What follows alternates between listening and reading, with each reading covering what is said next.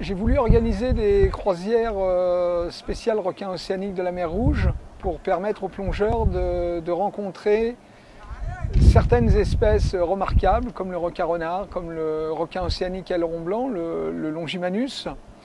Il y a d'autres espèces qu'on peut rencontrer, occasionnellement le requin baleine, le requin tigre. On voit assez régulièrement des requins marteaux à feston, des requins aileron blanc, des requins gris de récif. Ce sont des eaux qui sont encore bien préservées, bien conservées, avec de nombreux prédateurs qui cohabitent sur ces sites. Ce qui va déterminer le programme de la croisière, c'est d'abord la météo. Il faut que la mer nous permette, l'état de la mer nous permette d'aller sur tel ou tel site.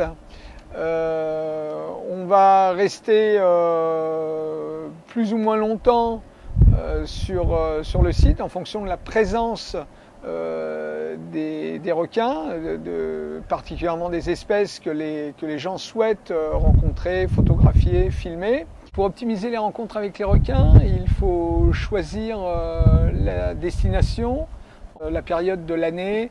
Les phases lunaires sont aussi importantes. Le comportement des plongeurs, qui doivent rester le plus groupés possible pour que les animaux qui sont très souvent farouches s'approchent plus facilement, éviter de faire des bruits pour alerter les autres membres de la palanquée. Ce sont des bruits qui souvent effraient ces animaux. Et une fois effrayés, on a beaucoup de mal à les revoir, à les approcher. On a des conférences sur l'écologie des requins, sur la conservation des espèces et sur des sujets que les membres de la croisière veulent.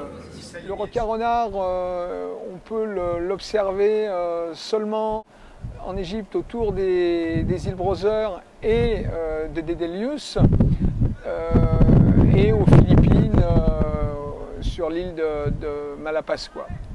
Ce sont les deux seuls endroits où il y a des observations régulières de cette espèce.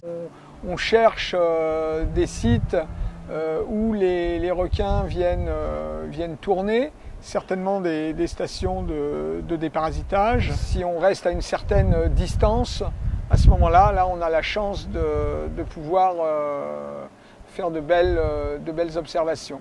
En fonction du courant, des températures de l'eau, tout ça, ce sont des éléments sur lesquels nous travaillons pour optimiser les rencontres. Le requin océanique aileron blanc, c'est un animal qui se rencontre un petit peu partout en haute mer, mais il n'y a que très peu de sites où les plongeurs ont la chance de pouvoir le rencontrer.